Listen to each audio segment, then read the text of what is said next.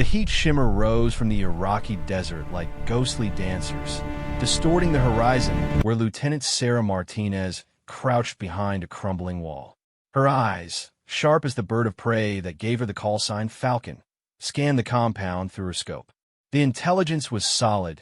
3 high-value targets were inside the building, planning an attack that could kill hundreds of American soldiers. Sarah had been with the Navy SEALs for 18 months now, the first woman to complete the grueling training and earn her place among the elite warriors. The men in her unit had been skeptical at first, some openly hostile. Chief Petty Officer Mike "Tank" Rodriguez had made it clear he didn't think women belonged in special operations. Petty Officer First Class Danny "Ghost" Thompson rarely spoke to her unless absolutely necessary. Even Lieutenant Commander Jack "Hammer" Harrison, their team leader, had treated her like a liability during their first few missions. But Sarah had proven herself time and again. Her marksmanship was unmatched. She could put a bullet through a quarter at 800 yards. Her tactical thinking was sharp, often spotting threats and opportunities that others missed. Most importantly, she never backed down, never complained, and never asked for special treatment. The radio crackled in her ear. "Falcon, this is Hammer. You have eyes on the target building." "Affirmative, Hammer. 2 guards on the roof, 1 patrolling the south side. No movement on the north or east approaches." "Copy that." "Tank and Ghost are moving to the north wall. You maintain overwatch and take out any threats that emerge." Sarah adjusted her position slightly, ensuring she had clear lines of sight to all potential escape routes. Her Barrett M82A1 rifle was loaded and ready, the massive .50 caliber rounds capable of stopping a vehicle if necessary. She had painted a small Falcon on the stock, a reminder of why she was here. Growing up in a small Texas town, Sarah had learned to hunt with her grandfather, a Korean War veteran who taught her that shooting wasn't about violence, but about precision, patience, and protecting what mattered. When terrorists had attacked a school in her hometown, killing 12 children, including her 8-year-old nephew, she had enlisted the next day. The SEALs were her way of making sure no other family would suffer what hers had. The compound below was a maze of concrete buildings and narrow alleys. Intelligence suggested the 3 targets, bomb makers with connections to multiple terrorist cells, were meeting to finalize plans for coordinated attacks on American bases. The mission was simple: capture or kill. But Sarah knew that in the field, simple plans rarely went according to script. "Movement, south building," she whispered into her radio. A man in traditional robes had emerged, talking rapidly on his cell phone. Through her scope, she could see the tension in his movements, the way he kept looking at the sky. He was nervous about something. "I see him, Falcon. That's target number 2, Omar Hassan. Keep him in your sights, but do not engage unless I give the order."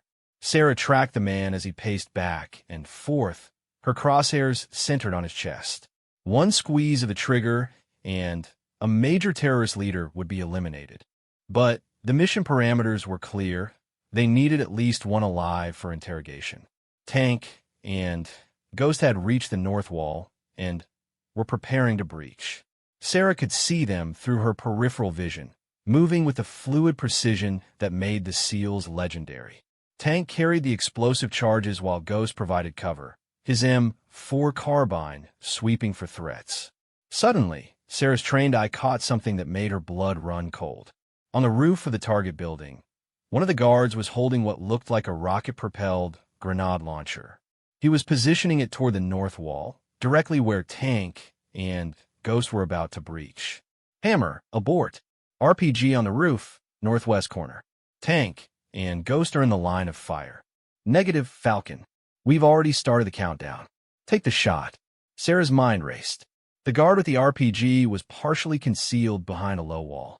It wasn't an impossible shot, but at this range and angle, there was maybe a 60% chance of hitting him before he could fire. If she missed, Tank and Ghost would be caught in the blast. If she didn't take the shot, they were definitely dead. Her grandfather's voice echoed in her memory. When lives are on the line, hesitation kills. Trust your training, trust your instincts, and squeeze that trigger like you're squeezing a lemon for the last drop. Sarah's breathing slowed. Her heart rate dropped. The world narrowed to just her, the rifle, and the target. She could see the guard raising the RPG to his shoulder, beginning to sight down the launcher. In 3 seconds, maybe 4, he would fire. The Barrett's trigger broke like glass. The massive rifle bucked against her shoulder as the .50 caliber round screamed across the desert. Through her scope, she watched the bullet impact just below the guard's left shoulder, spinning him around and sending the RPG launcher tumbling off the roof. Target down, she reported, already working the bolt to chamber another round. RPG threat eliminated. Nice shooting, Falcon. Tank's voice came through the radio, slightly breathless. We heard that round go over our heads. Appreciate the save. The breach charge detonated with a thunderous roar, and Tank and Ghost disappeared into the building. Sarah maintained her overwatch, scanning for new threats. The man with the cell phone had ducked behind a car, but was still visible. 2 more figures had emerged from a side building, both armed with AK-47 assault rifles. Multiple targets emerging from the east building, she reported. 2 armed hostiles moving toward your position. Copy that. Light them up if they get within 50 meters of our entry point. The 2 gunmen were moving cautiously, using vehicles and debris for cover as they advanced toward the building where Tank and Ghost had entered. Sarah could hear gunfire from inside the structure. Short, controlled bursts that suggested her teammates were engaging the primary targets. One of the advancing gunmen broke cover, sprinting toward the building while his partner provided covering fire. Sarah led the target by just a fraction, accounting for his speed and the wind. Her second shot took him center mass, dropping him instantly. The remaining gunman immediately sought better cover, but Sarah already had a bead on his position. Falcon, this is Ghost. We've got 2 targets secured, but number 3 is in the wind. He went out the back and is probably heading for a vehicle. Sarah swung her rifle toward the rear of the compound, scanning the area where Ghost had indicated. Sure enough, a figure in combat fatigues was running toward a pickup truck parked behind the furthest building. Even at this distance, she could see he was carrying a rifle and what looked like a briefcase. Target 3 spotted, heading for a vehicle approximately 400 meters south of your position. Should I take the shot? That briefcase probably contains intel on their next attacks. Hammer's voice cut in. Take the shot, but aim for the legs. We need him alive, if possible. Sarah adjusted her aim point, targeting the runner's right leg. It was a difficult shot. The target was moving, there were obstacles in the way, and she was trying for a non-lethal hit. But as the man reached for the truck's door handle, she fired. The bullet struck his thigh, sending him sprawling to the ground. The briefcase went flying, papers scattering in the desert wind. Through her scope, she could see him trying to crawl toward the truck, leaving a trail of blood in the sand. Target 3 is down and immobilized, she reported. The briefcase is approximately 10 meters from his position. Outstanding work, Falcon. Tank, get out there and secure that intel before he bleeds out. As Tank emerged from the building and began jogging toward the wounded terrorist, Sarah maintained her watch. The mission was almost over, but she had learned never to relax until everyone was safely extracted. The desert was full of hiding places, and their gunfire had undoubtedly attracted attention. Her vigilance paid off when she spotted the glint of sunlight on metal from a distant ridge. Someone was watching them through binoculars or a scope. She adjusted her position to get a better angle and saw a figure prone behind a large rock, definitely armed with a sniper rifle.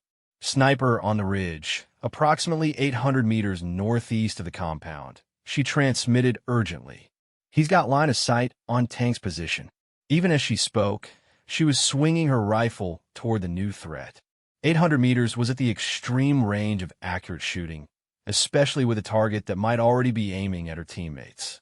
But Sarah had made shots like this before in training and in combat.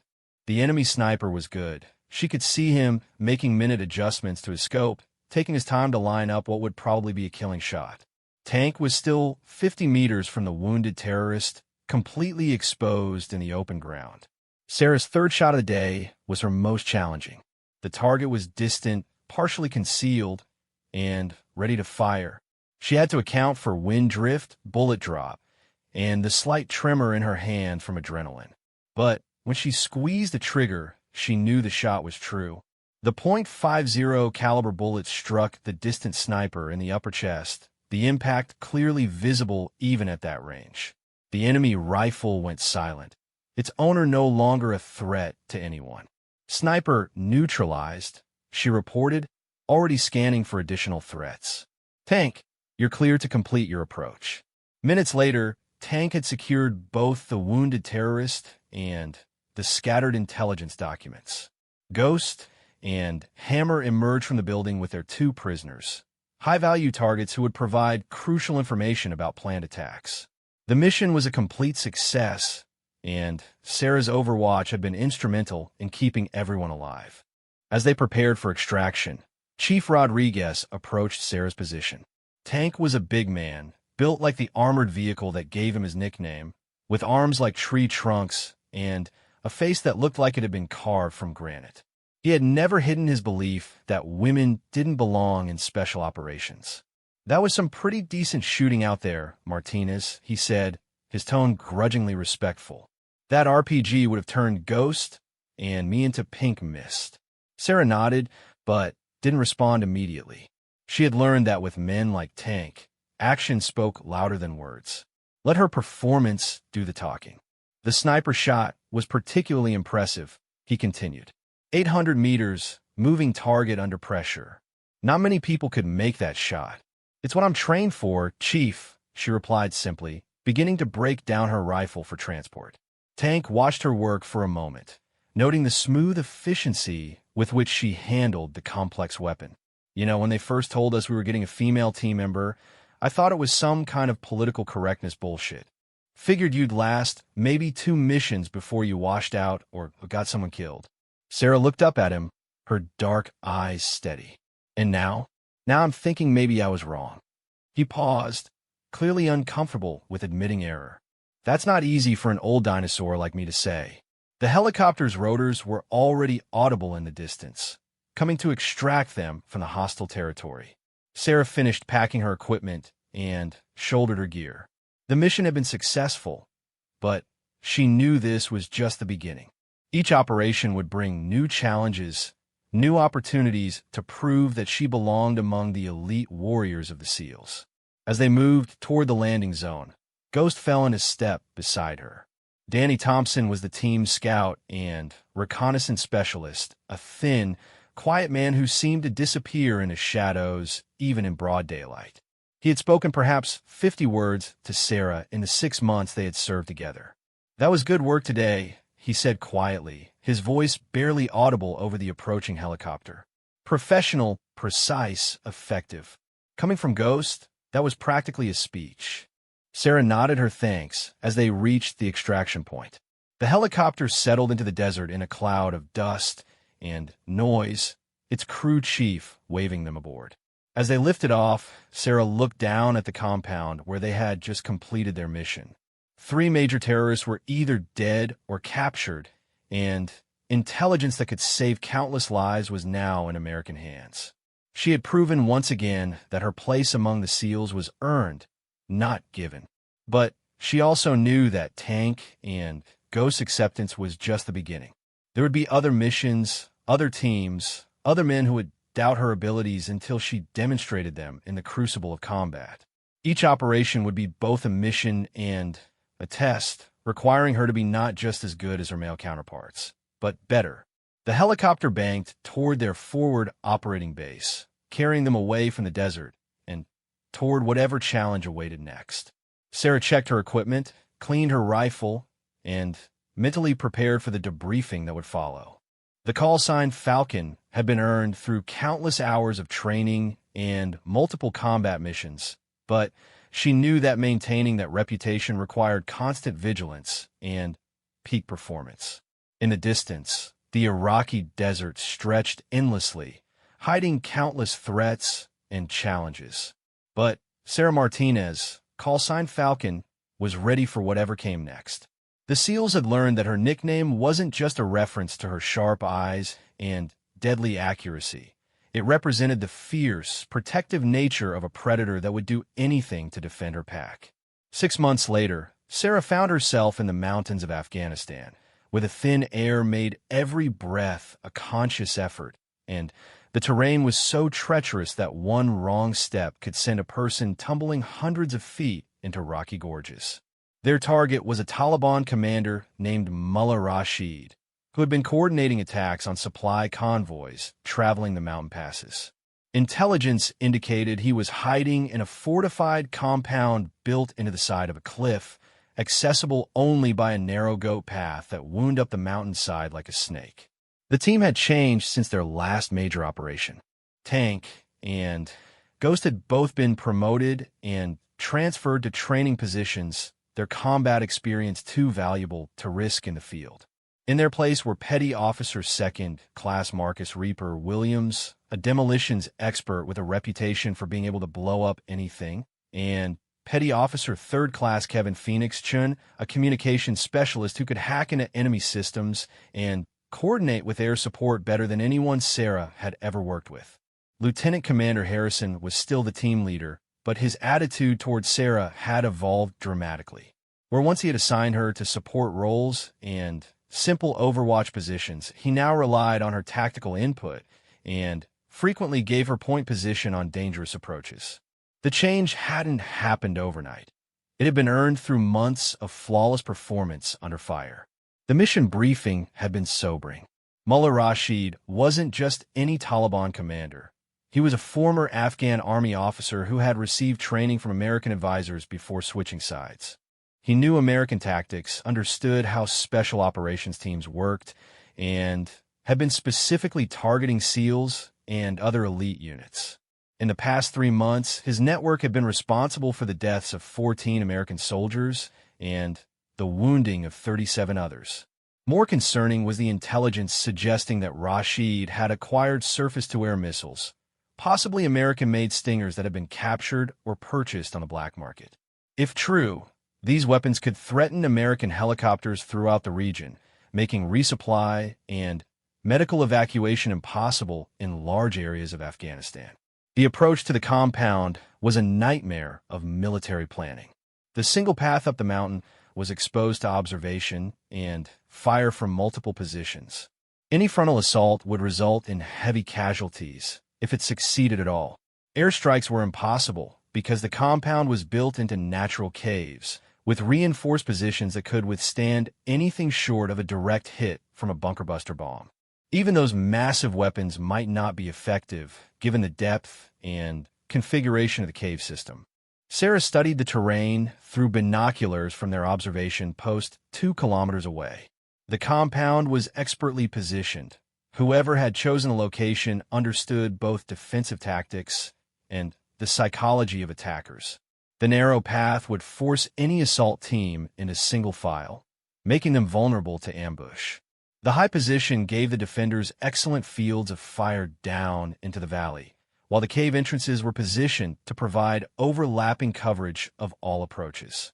"It's a fortress," Reaper commented, looking through his own binoculars at the target. Whoever built that thing knew what they were doing. A squad of determined defenders could hold off a company from that position. The intelligence estimates 15 to 20 fighters, Phoenix added, monitoring radio intercepts through his specialized equipment. But I'm picking up communications that suggest there might be more. Maybe 30 or 40. Harrison lowered his binoculars and looked at his team. Ideas. Sarah had been studying the topographic maps for hours, looking for alternatives to the obvious approach. The compound might be impregnable from below, but every fortress had weaknesses. There's a ridgeline that runs parallel to their position, about 800 meters to the east. If someone could get up there with a heavy rifle, they could provide covering fire for an assault team. That's a 12-hour climb through some of the worst terrain in Afghanistan, Reaper pointed out. And whoever goes up there would be completely isolated. No support, no backup, no extraction route if things go wrong. The climb wouldn't be the hard part, Sarah continued. tracing the route with her finger on the map. The real challenge would be getting into position without being detected. But from that ridge, a sniper could cover the entire compound, take out guards, and suppress defensive positions during the assault. Harrison studied the map carefully. The ridge Sarah had identified was technically accessible, but it would require someone to climb alone through enemy-controlled territory, carrying a heavy rifle and enough ammunition for a sustained engagement. If the sniper was discovered or compromised, there would be no way to help them. "It's a suicide mission," Phoenix said bluntly. "Whoever goes up there is on their own for at least 18 hours, probably longer. And if the assault goes wrong, they're stuck on that ridge with nowhere to run." "Not necessarily," Sarah countered. "Look at the terrain on the backside of the ridge. There's a steep slope that leads down to a dry riverbed. It would be a rough descent, but someone could rappel down and follow the riverbed back to friendly territory. Risky but doable." Harrison was quiet for several minutes, considering the options. A traditional assault would almost certainly fail, with heavy casualties among his team.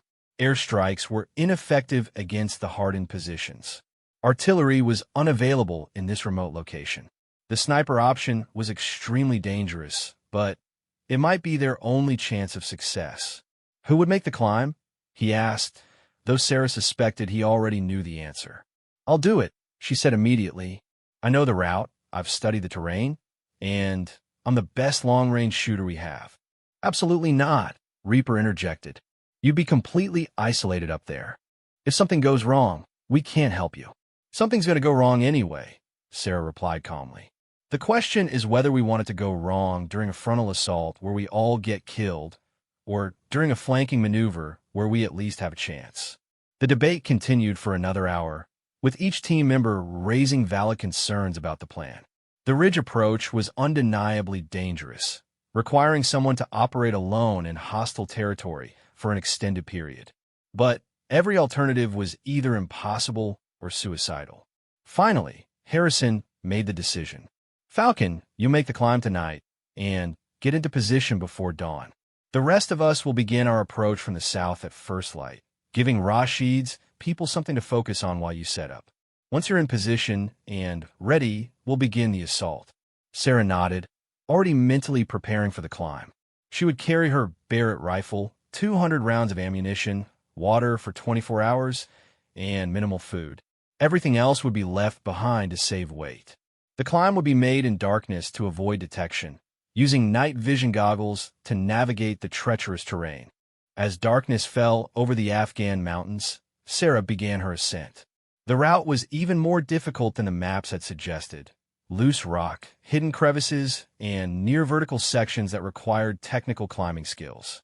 The thin air at altitude made every movement exhausting, and the heavy rifle on her back threw off her balance on the more technical sections. 3 hours into the climb, she was forced to take cover when a Taliban patrol passed below her position. For men with AK-47s, moving confidently through terrain they obviously knew well.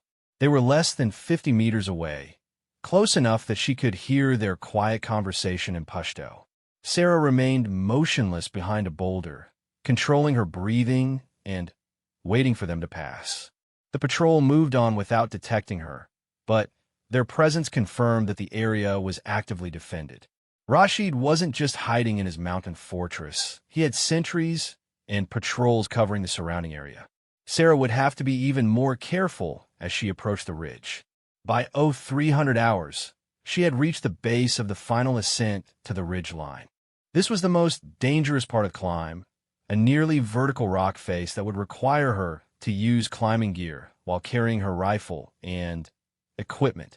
Any noise could alert the defenders, and if she fell, the sound would certainly give away her position. Sarah secured her rifle to her pack and began the technical climb, using specialized gear designed for military operations. Each movement was calculated, each handhold tested before committing her weight. The rock was cold and sometimes loose, requiring constant vigilance to avoid dislodging stones that could alert the enemy. 2 hours before dawn, she finally reached the ridge line. The position was better than she had hoped, A natural depression in the rock provided excellent concealment while offering clear lines of sight to the entire compound. She could see guard positions, weapon emplacements, and what appeared to be the main entrance to the cave complex. Sarah set up her rifle carefully, using the rock formations to create a stable shooting platform. The Barrett was equipped with a high-powered scope and a suppressor that would reduce the sound signature, though at this range, the defenders might still be able to locate her position after several shots. Through her scope, she could see the compound coming to life as the sun rose. Guards changed shifts, someone started a cooking fire, and several men emerged from the caves to scan the valley below. Sarah counted at least 20 defenders, all armed with automatic weapons. Several had rocket-propelled grenades, and she could see what looked like a heavy machine gun positioned to cover the main approach path. Her radio crackled softly in her earpiece. "Falcon, this is Hammer. Are you in position?" "Affirmative. I count 20-plus hostiles, multiple automatic weapons, at least 3 RPGs, and 1 heavy machine gun. I have clear lines of sight to all defensive positions." "Copy that. We're beginning our approach now. Estimated 15 minutes to contact." Sarah settled in behind her rifle, scanning the compound methodically and selecting priority targets. The machine gunner would be first.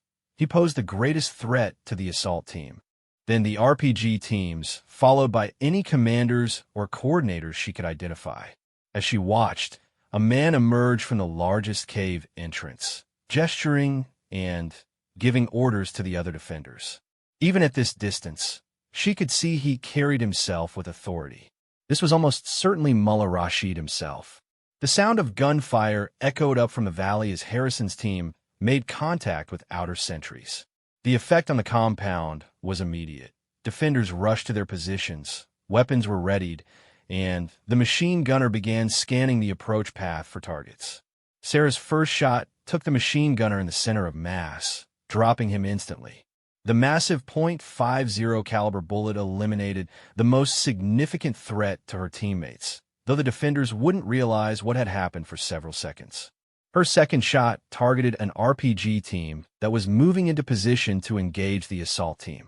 The grenadier fell backward into the cave entrance, his weapon clattering across the rocky ground. Now the defenders were beginning to realize they were under sniper fire, but they couldn't locate her position. The battle below intensified as Harrison's team advanced up the narrow path, using cover and movement to avoid the defensive fire. Sarah could see muzzle flashes from multiple positions as the Taliban fighters tried to stop the assault. But without their heavy weapons, they were at a significant disadvantage. Sarah's third shot eliminated another RPG team, and her fourth took down what appeared to be a squad leader who was trying to coordinate the defense.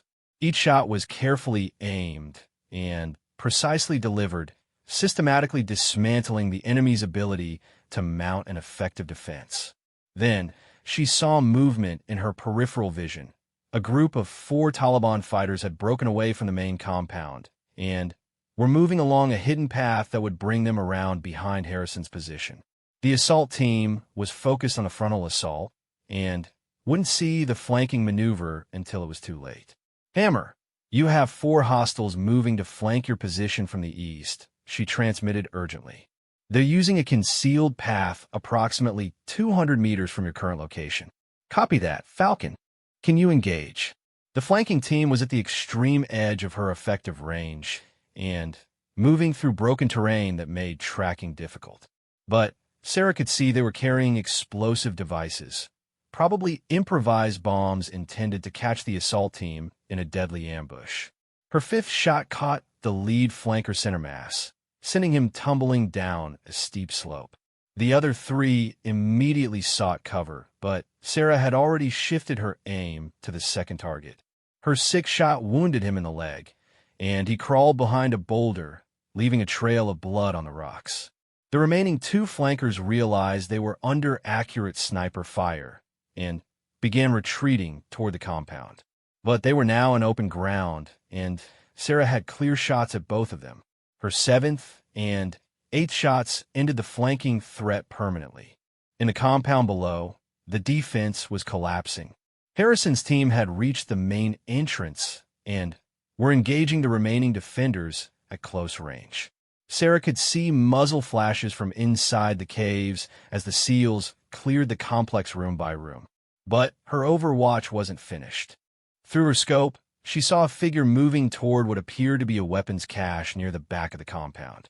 If he reached those weapons, possibly the surface-to-air missiles they had been warned about, he could threaten American aircraft throughout the region. The target was Mullah Rashid himself, and he was moving with purpose toward a concealed entrance Sarah hadn't noticed before. He was carrying what looked like a detonator, probably intending to destroy the weapons rather than let them fall into American hands. The shot was extremely challenging. Rashid was moving quickly across uneven ground, and there were partial obstructions that limited Sarah's view. But if he reached that weapons cache, valuable intelligence would be lost, and dangerous weapons might be destroyed rather than captured. Sarah led the target carefully, accounting for his speed and the distance. When she fired, she knew immediately that the shot was good. Rashid stumbled and fell, the detonator flying from his hands to clatter harmlessly on the rocks. "Target down," she reported. "Mullah Rashid is neutralized." The gunfire from the compound gradually died away as Harrison's team completed their sweep of the cave complex. Sarah maintained her overwatch position, scanning for any remaining threats or escape routes that might be used by surviving defenders. "Falcon, this is Hammer. Compound is secure.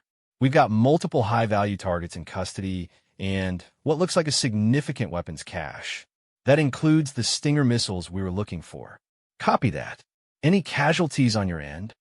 "Negative. Your covering fire kept them pinned down and eliminated their heavy weapons." "Outstanding work up there."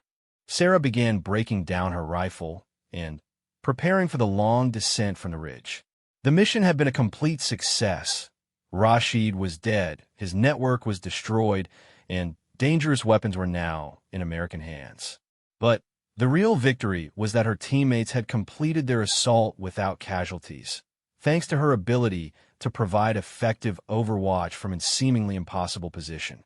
The climb down was almost as treacherous as the ascent, but Sarah was motivated by the knowledge that she had once again proven the value of precise, professional marksmanship.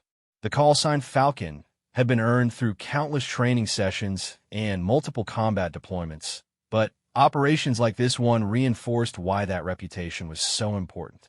As she reached the bottom of the ridge and began making her way toward the extraction point, Sarah reflected on how much had changed since her first deployment. The initial skepticism from her teammates had been replaced by genuine respect and trust. They no longer saw her as a woman trying to do a man's job. They saw her as a professional warrior who happened to be female. But Sarah knew that this acceptance had been earned through consistent performance under the most demanding conditions. Every mission was still a test. Every operation an opportunity to prove that her place among the SEALs was justified by results, not politics. The helicopter extraction went smoothly, lifting the team and their prisoners out of the hostile mountains and back to their forward operating base. During the flight, Phoenix handed Sarah a message that had come through encrypted channels while they were in the field. "New orders," he shouted over the rotor noise. "We're being reassigned to a special task force. Some kind of high-priority mission that requires our specific skill set." Sarah read the message carefully, noting the classification level and the unusual routing codes. Whatever this new assignment was, it was important enough to pull them out of their current area of operations immediately. The details were sparse, but the mission would apparently involve cooperation with other special operations units and possibly foreign military forces. As they flew through the Afghan sky toward an uncertain future, Sarah cleaned her rifle and checked her equipment. The Barrett had performed flawlessly during the Ridge engagement, and her shooting had been precise under extremely challenging conditions. But she suspected that whatever came next would be even more demanding than the mountain fortress assault. The other team members were equally curious about their new assignment. Harrison was studying classified documents that had been waiting for them while Reaper and Phoenix speculated about what kind of mission would require their particular combination of skills. "Must be something big," Reaper commented.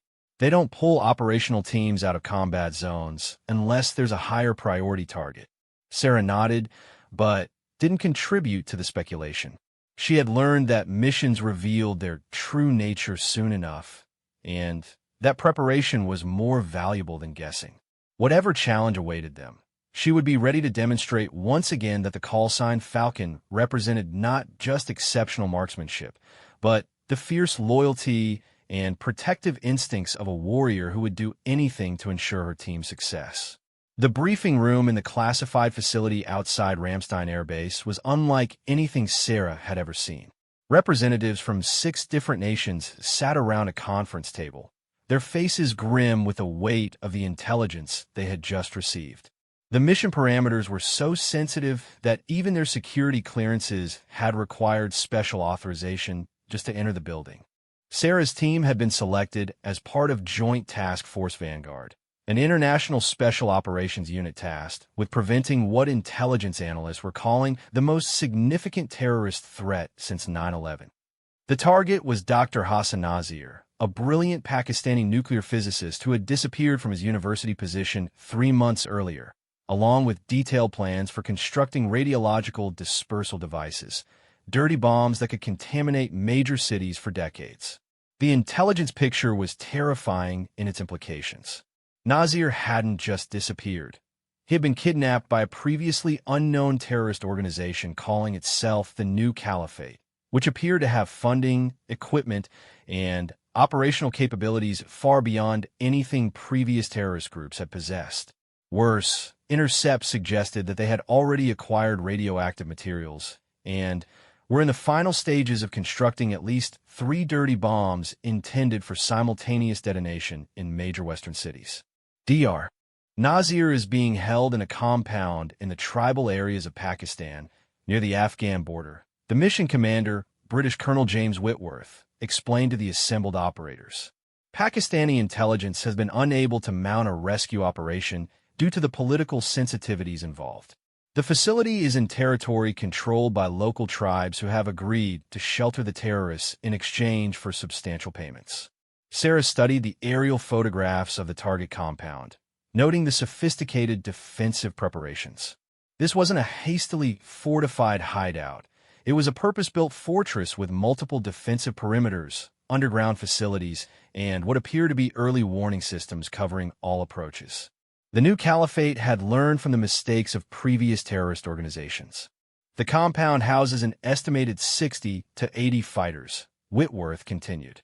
Many are former military personnel from various countries, including some who received advanced training from Western Special Forces before becoming radicalized.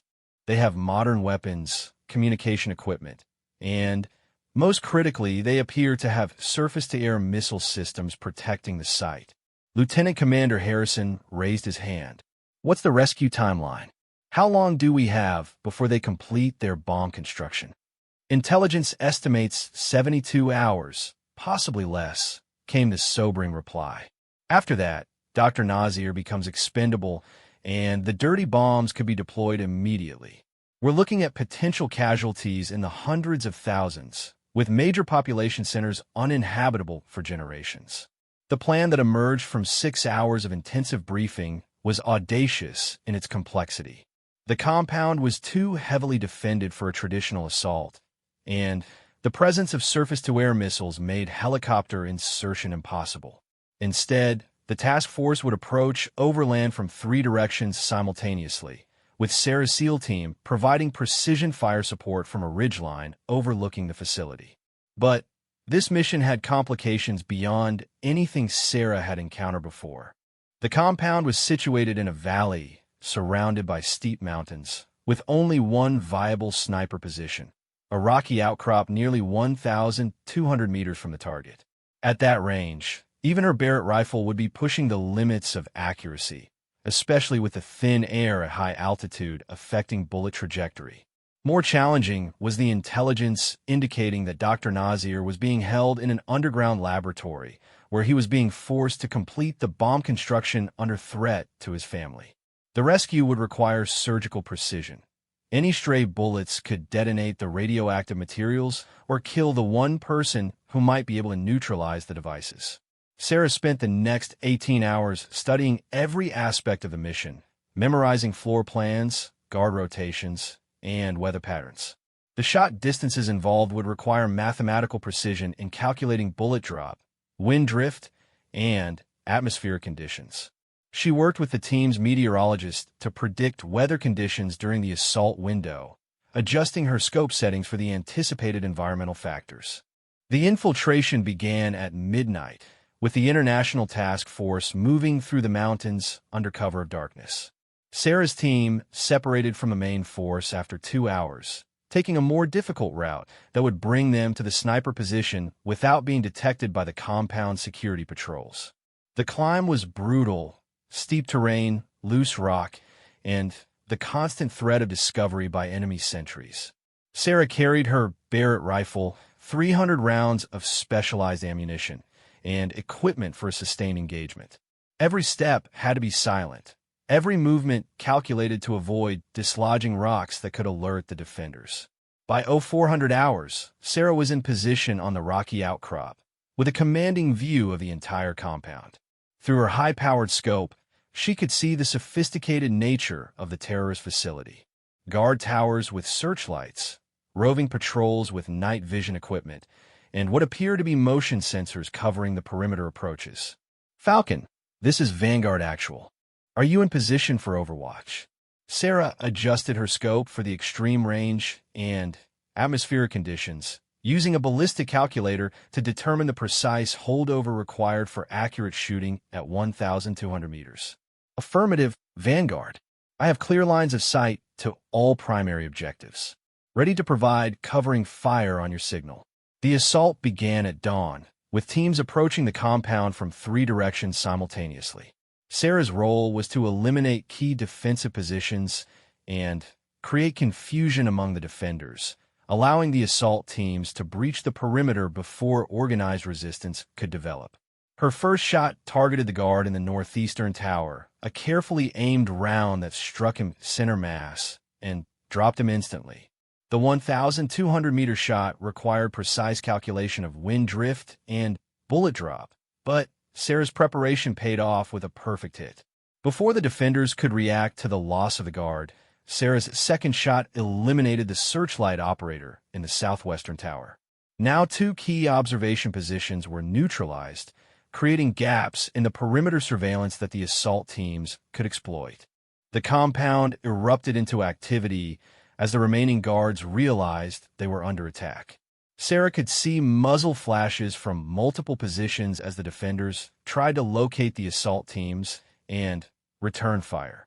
But her elevated position and the extreme range made her virtually invulnerable to their weapons. Sarah's third and fourth shots targeted a heavy machine gun position that was engaging one of the assault teams.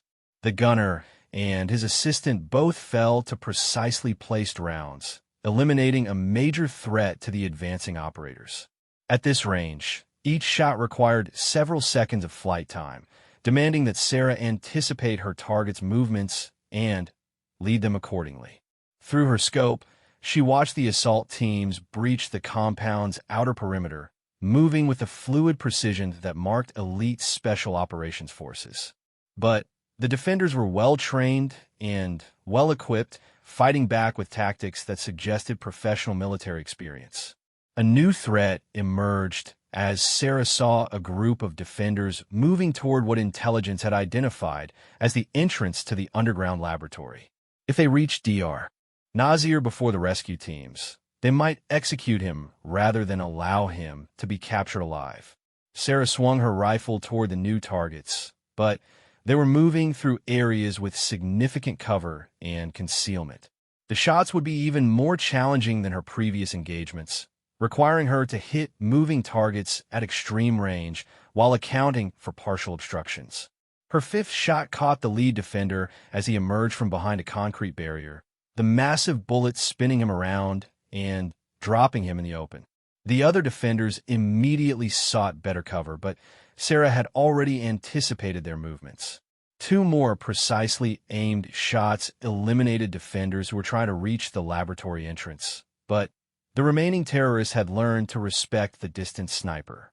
They began using smoke grenades to obscure their movements, creating a tactical problem that Sarah would need to solve quickly. Falcon, this is Alpha Team. We're encountering heavy resistance at the laboratory entrance. Can you provide suppressive fire on the defensive positions? Sarah could see the problem through her scope. The entrance to the underground facility was covered by at least 3 defensive positions with overlapping fields of fire. The assault team was pinned down approximately 50 meters from their objective, unable to advance without taking casualties. But the smoke and distance made precise shooting almost impossible. Sarah would have to rely on area suppression rather than surgical strikes, using the psychological effect of heavy-caliber bullets to force the defenders to keep their heads down. Her next 6 shots were aimed at the defensive positions covering the laboratory entrance. Massive .50 caliber rounds that shattered concrete and sent deadly fragments flying in all directions.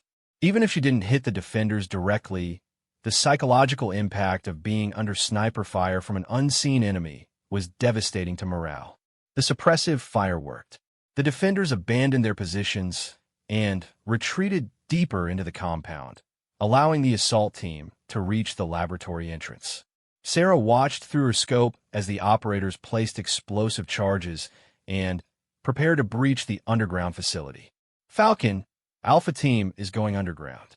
Maintain overwatch and engage any reinforcements moving toward our position. Sarah acknowledged and continued scanning the compound for threats.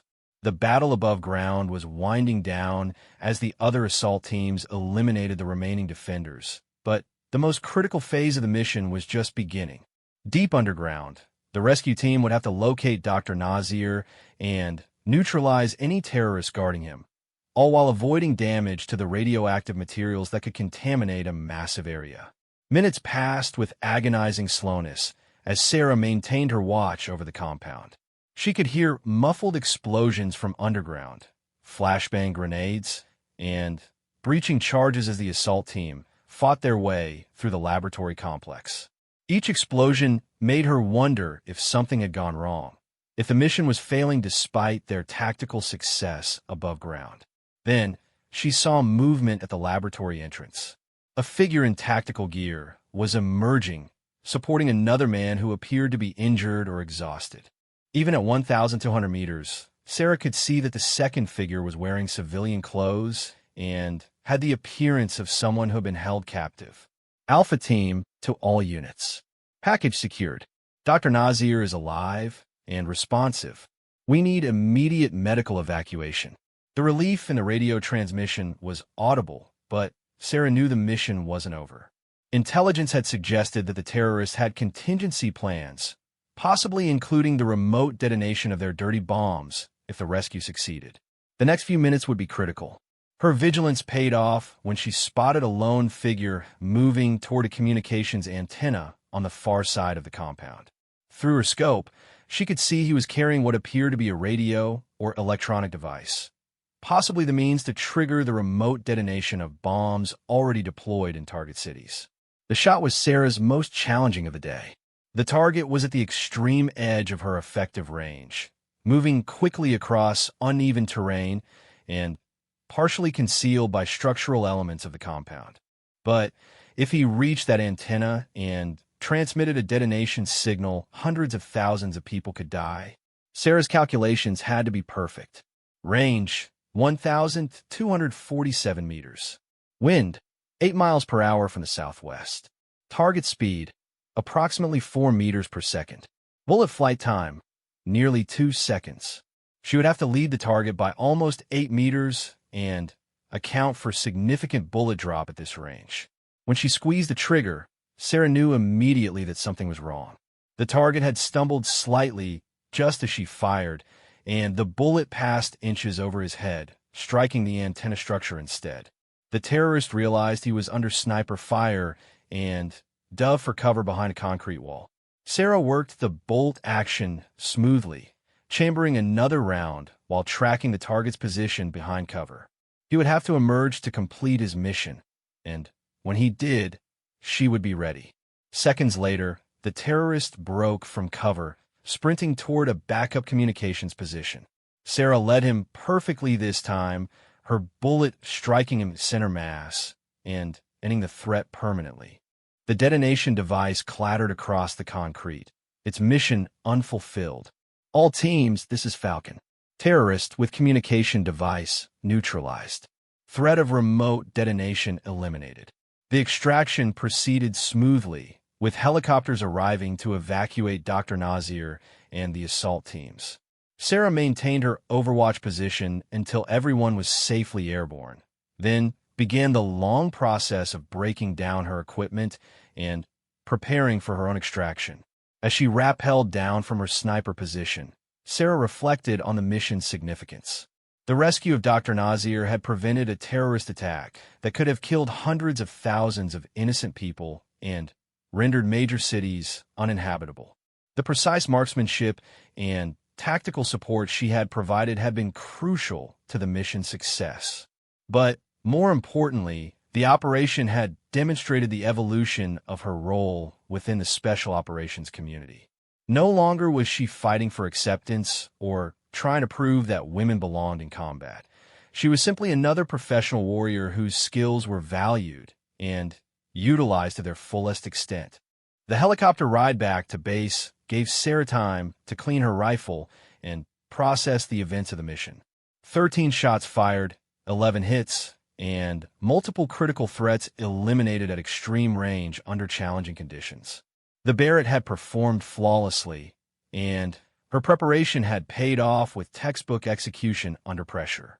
Lieutenant Commander Harrison approached her during the flight, shouting over the rotor noise to be heard. "Outstanding work out there, Falcon. That last shot on the communications operator probably saved more lives than we'll ever know." Sarah nodded, checking her equipment one final time. "Just doing my job, sir." But Harrison shook his head. "That wasn't just doing your job. That was exceptional performance under impossible conditions. 1,200-meter shots in thin air, moving targets, time pressure. That's the kind of shooting that legends are made of." As they approached their base, Sarah could see other helicopters already on the ground.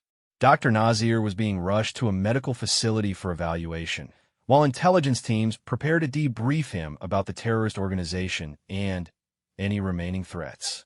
The mission's success would never be publicly acknowledged. Operations like this one remained classified to protect the methods and capabilities of the special operations forces involved. But within the small community of elite warriors, word would spread about the sniper who had provided overwatch for one of the most important counterterrorism operations in recent history. Over the following weeks, as the intelligence gathered from the terrorist compound led to the discovery and neutralization of additional dirty bomb plots, Sarah received a steady stream of recognition from the special operations community. Senior officers who had initially been skeptical of women in combat roles now specifically requested her for high-priority missions. The callsign Falcon had evolved from a nickname based on her sharp eyes to a reputation built on consistent excellence under the most demanding conditions. But for Sarah, the greatest satisfaction came not from recognition or awards, but from the knowledge that her skills had been used to protect innocent lives and defeat those who would use terror as a weapon.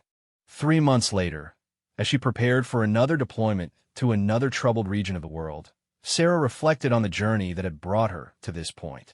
The path from that first day in SEAL training to her current status as one of the most respected snipers in the special operations community had been marked by constant challenges and the need to prove herself repeatedly. But the SEALs had indeed learned the meaning of her call sign, not just through her exceptional marksmanship, but through her unwavering dedication to the mission and her teammates. The Falcon represented more than just deadly precision from long range. It embodied the fierce protective instincts of a warrior who would face any danger to ensure that her fellow operators completed their missions and returned home safely. In the end, the hard way that the SEALs learned about Falcon wasn't through skepticism or resistance. It was through the realization that exceptional warriors come in many forms, and that the only measure that truly matters is the ability to perform when lives are on the line. Sarah Martinez had proven that standard repeatedly, earning her place among the elite through dedication, skill, and the kind of courage that defines the best of America's Special Operations Forces.